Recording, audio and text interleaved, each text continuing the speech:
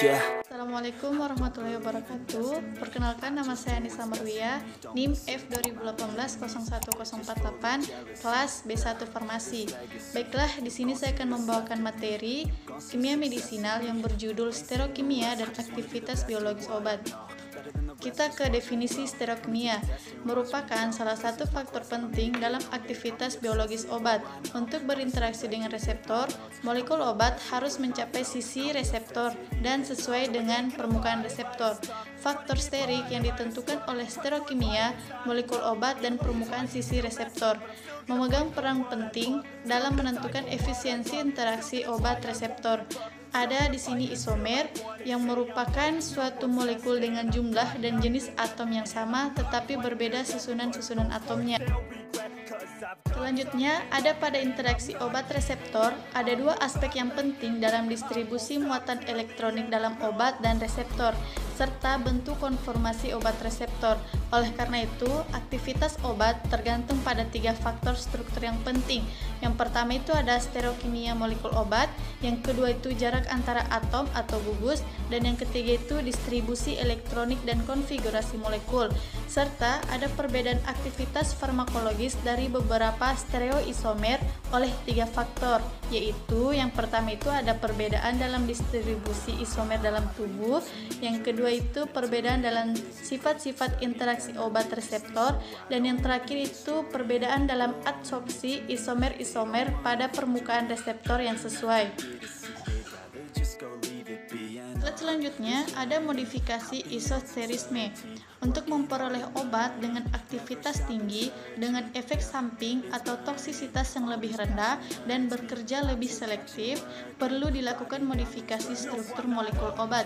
Yang pertama ada istilah isosterisme, digunakan secara luas untuk menggambarkan seleksi dari bagian struktur yang karena karakteristik sterik, elektronik, dan sifat kelarutannya memungkinkan untuk saling dipergantikan pada modifikasi struktur molekul obat. Yang kedua itu ada isosterisme secara umum, adalah kelompok atom-atom dalam molekul yang mempunyai sifat kimia atau fisika yang mirip karena mempunyai persamaan ukuran, keelektronegatifan atau stereokimia.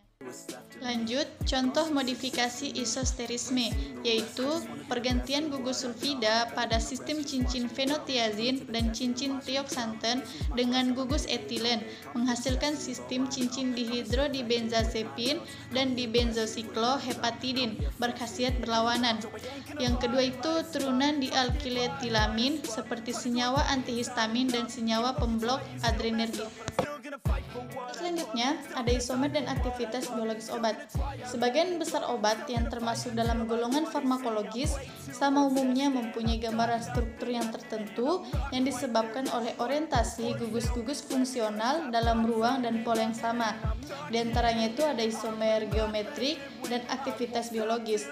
Isomer geometri atau isomer cis-trans adalah isomer yang disebabkan adanya atom-atom atau gugus yang terikat secara langsung pada suatu ikatan rangkap atau dalam suatu sistem alisiklik yang membatasi gerakan atom dalam mencapai kedudukan yang stabil sehingga terbentuk isomer cis-trans. Contohnya ada di bawah slide, contoh dari cis dan trans. Isomer konformasi dan aktivitas biologis, yaitu isomer yang terjadi karena ada perbedaan pengaturan ruang dari atom-atom atau gugus dalam struktur molekul obat. Isomer konformasi lebih stabil daripada struktur senyawa non-aromatik. Yang ketiga itu diastereoisomer dan aktivitas biologis, yaitu isomer yang disebabkan oleh senyawa yang mempunyai dua atau lebih pusat atom asimetrik, mempunyai gugus fungsional sama dan memberikan tipe reaksi yang sama pula. Perbedaan sifat-sifat tersebut berpengaruh dalam distribusi, metabolisme, dan interaksi isomer dengan reseptor. Selanjutnya ada jarak antar atom dan aktivitas biologis. Hubungan antar struktur kimia dengan aktivitas biologis sering ditunjukkan oleh reseptor. Pada beberapa tipe kerja biologis, jarak antar gugus fungsional molekul dapat berpengaruh terhadap aktivitas biologis obat. Hal tersebut dapat diperkirakan dari jarak identitas atau jarak antar ikatan-ikatan peptida struktur protein yang memanjang.